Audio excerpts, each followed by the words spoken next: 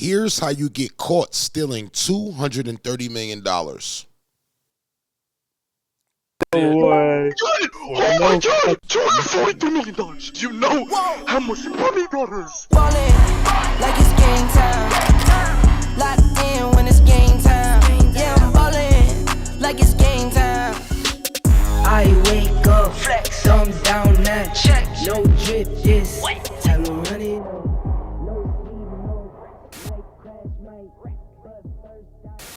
It's the 19th of August 2024, the day a group of young adults carried out one of the largest crypto heists ever recorded. 20-year-old Malone Lem, 18-year-old Virchatow, 21-year-old Jendiel Serrano, Danish Khan and Chen. These kids targeted a single Genesis creditor who had no idea they were about to lose a staggering $230 million worth of Bitcoin. But how did they pull it off? Were they expert hackers with advanced coding skills? Well, it was much simpler than it seems. These scammers did something very clever. They hacked into basic human nature.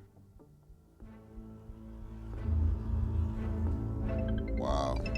It all began with a phone call, a seemingly harmless contact from Google support, but this call wasn't from Google at all. Using a spoof number, Virchatow, also known as Wiz, convinced the victim that their personal accounts had been compromised. With this false sense of urgency, he gained access to the victim's Gmail and iCloud, where he gathered key security information. Another call followed, this time from Jendiel Serrano, aka Box, claiming to be a representative from Gemini, the crypto exchange the victim used. The victim was tricked into believing their account was under attack. Under pressure and convinced they needed to act fast, the victim reset their two-factor authentication settings, giving the thieves the access they Real quick, have you guys ever fell for that scheme? Somebody calling you, telling you that your account is compromised or anything? Let me know if you have. I almost did. I got this close to almost giving over my info, but I didn't go through. needed to take control of the Gemini account, quickly sending funds to a compromised wallet. The situation was spiraling, but the victim had no idea. When he was asked to use AnyDesk, a remote access software, it seemed like another step in securing their assets, but in reality, it was the final blow. As the victim unknowingly shared the screen, the private keys to their Bitcoin wallet were exposed, and in just a few clicks, the digital fortune was transferred into the hands of the thieves. Wow. No way. No f***ing way. I see it, bro. It's on the blockchain. It's on the blockchain, bro. No f***ing way. Oh my god! Wow. Oh my god! In a private video, they recorded the live reactions to the successful transfer of 4,064 bitcoins valued at over $230 million at the time, clearly excited as they watched the millions flow into their wallets. How did they manage to pull off such a heist? How could someone with that much wealth be deceived so easily? And why will they record themselves in the act of committing such a massive crime? These are questions that might never be fully answered, but one thing was clear: the money was now in the hands of the criminals, and they knew their work wasn't done yet. Exactly 17 minutes after, they quickly set about laundering the money. To make it harder for authorities to track the stolen crypto, they split the Bitcoin into smaller amounts and transferred it across 15 different exchanges, a common tactic known as pill chains. The idea was to break the large transactions into smaller ones, making them harder to trace. Bitcoin was swapped for Litecoin, Litecoin was swapped for Ethereum, and Ethereum was swapped for Monero. Now, I don't know nothing about crypto. How much is the difference in this money? Like, is the money valued at $230 million? Does the value go lower? Like, put me onto that. The process took several days, with constant swapping between different currencies and exchanges, further obscuring the trail. Go to the top right, the settings bar. Settings, no, not that. Like the swap settings. Set custom recipient. No, bro, what the hell? Do 998. Dark, bro, you're so horrible. You can't. Bro, I'm clearly busy, Caleb. Planning a heist. Soon enough, all the stolen money was now clean money, ready to be spent, and the criminals didn't hold back. The day before the heist even took place, they were already planning on how to spend their fortune, sharing links with each other on Telegram of expensive luxury clothes they wanted to purchase, from brands like Louis Vuitton, Givenchy and Philippe Plein. While most of the crew chose to play it safe, keeping a low profile and resisting the temptation to splurge, one man couldn't help but stand out. His name? Malone Lem. Ballin' like it's game time. Locked in when it's game time.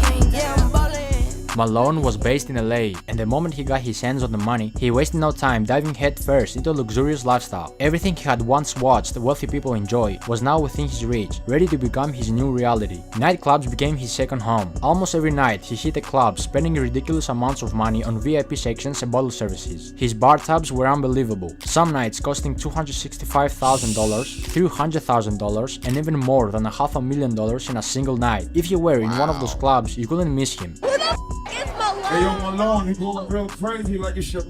His name will be flashing on signs, and DJs will shout his name, giving him all the attention.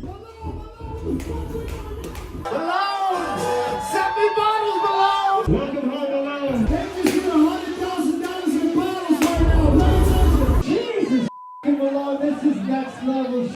Well, you're not stopping tonight, right? He quickly became everyone's favorite because whenever he was around, everyone got to drink for free.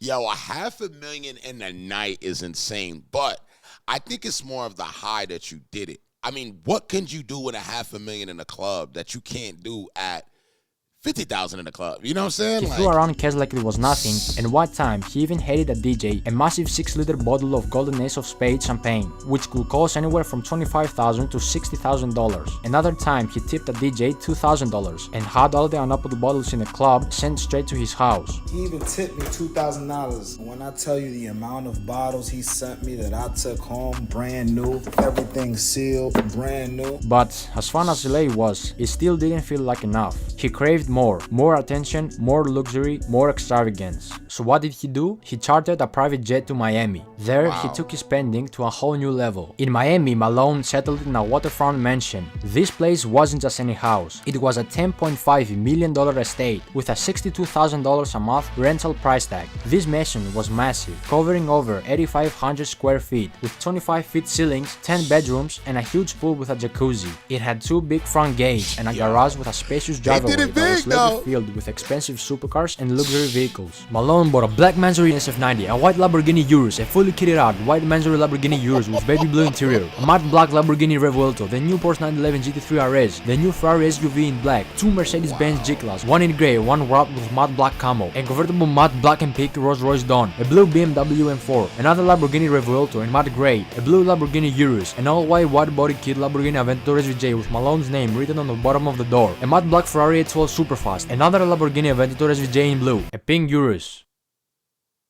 which Malone originally bought as a gift for his ex-girlfriend to try to get her back, but got rejected again.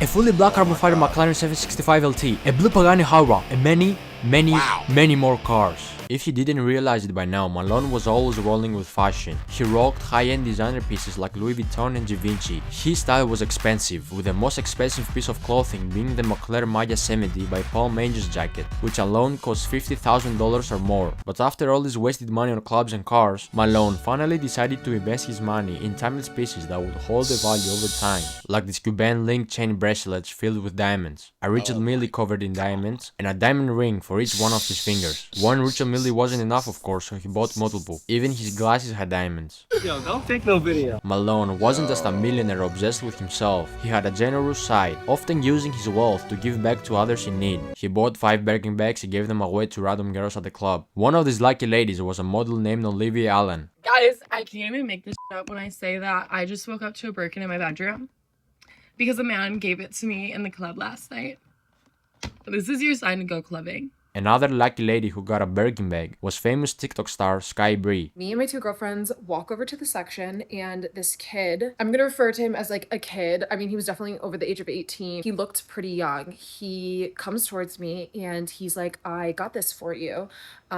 She ended up saying she didn't like it. It's beautiful, but to be honest, it's not really my style. While Malone was busy making his name known, flaunting his wealth at every... So he was kind of like a goofy, though. He didn't really have his way with the ladies, because if you buy a woman a Birkin and she don't appreciate that, that's goofy. Birkins go for like 50 grand. Turn, he was also drawing the wrong kind of attention. His outrageous spending, paired with his desire to be noticed, made it easier for authorities and blockchain experts to track him down. Investigators, including prominent figures like ZachXBT, were closely watching the flow of the stolen funds, tracing each move as he splurged on cars, clubs, and luxury items. The more he spent, the more obvious it became that his newfound fortune was linked to the heist, and soon enough, the walls started closing in.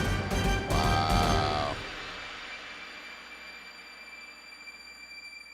like this. Malone thought he was untouchable, but behind the scenes, law enforcement and experts like ZachXBT were already connecting the dots. Through his flashy spending, investigators tracked large transactions linked to the stolen Bitcoin, using blockchain analysis to map out the movement of funds. What's more, both Box and Wiz slipped up during the process of laundering the funds. On several occasions, they accidentally leaked the stolen funds with their personal assets. Wiz, for example, also leaked his full name during a screen recording, while Box reused deposit addresses, making it easier to trace the funds back to them. These mistakes, combined with recorded conversations and digital footprints, painted a clear picture of the criminals' activities. By mid-September 2024, the FBI and other authorities had gathered enough evidence to act. On the 19th of September, federal agents raided Malone's Miami mansion, where he was arrested, surrounded by all the luxuries he had bought with a stolen fortune. We hear boom, and we thought that was shooting in the neighborhood, and we saw a lot of police. This was something that never happened in this neighborhood. Most of the time was a lot of party. It was party because I can hear from my house the music. It was a stark contrast. Malone, who had lived like a king for just a short while, was now being led away in handcuffs. Authorities were able to freeze over $9 million in stolen funds, with $500,000 already returned to the victim. However, a significant portion of the stolen money remains in cryptocurrency wallets. At the time of making this video, $21 million linked to Box is still sitting in one wallet, while Virch et al., also known as Wiz, has around $39 million tied up to his account. Additionally, $4 million of Malone's funds remain untouched in another wallet. But what happened to everything else he bought? The cars, the clubs, the private jets, and all the flashy stuff? See, when a criminal buys luxury items, like cars, with stolen money and later gets arrested, the government steps in and seizes those assets through a process called asset forfeiture. This allows law enforcement to take control of anything purchased with illegally obtained funds, such as cars, houses, or expensive jewelry. Once these assets are seized, they are usually put up for auction. In many cases, dealerships or buyers,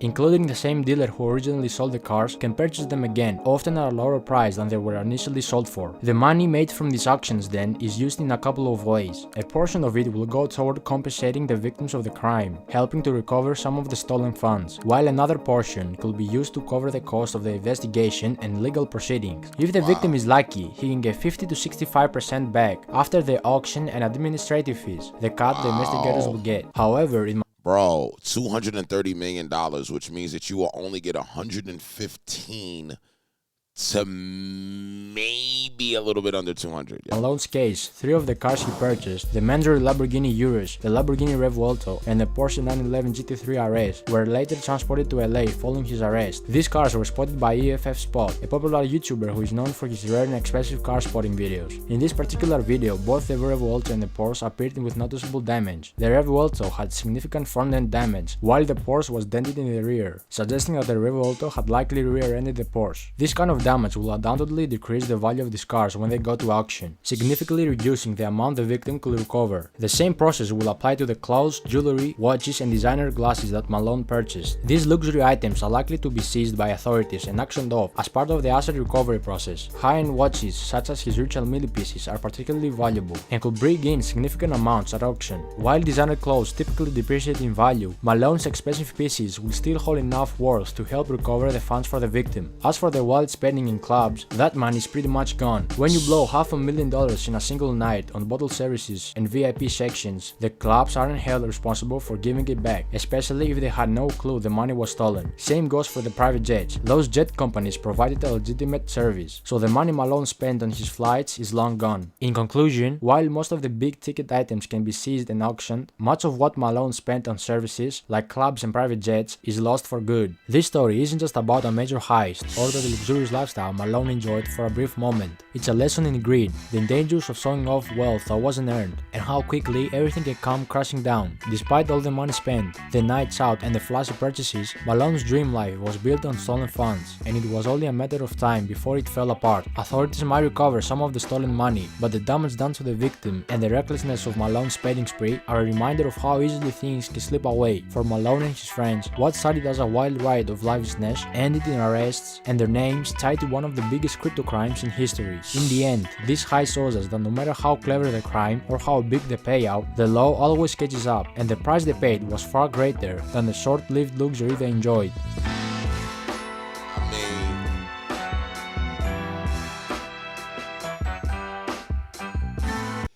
They do say if you're gonna do it, you know, you do it big. I mean, they did it major. I've never heard of anybody stealing $230 million on any type of way. 5 of them, you know, what is it? 5 of them, it's about 40 million ahead, 45 ahead. Yeah, it's a big risk they took. I can only be impressed. That's the best way to do it. You know, that's exactly why I did the video, because I was just impressed at the fact that they did that and they were so young. Flexing and doing things for gratification from other people comes with the game. You know, you blow $500,000 in a night. They remember you as the guy that blew $500,000 in a night, but that doesn't get you free access the next time you come. It may. But, you know, all of these things that happen is like you want to enjoy yourself. And, you know, did they do it major? They definitely did. But they're going to be done with a lot of legal mumbo jumbo. All right, guys, this video was really dope, man. If you like more videos like this, let me know in the comments. Also, subscribe at the top bell. I want to hit 100,000 by the end of the year. I'm out of here.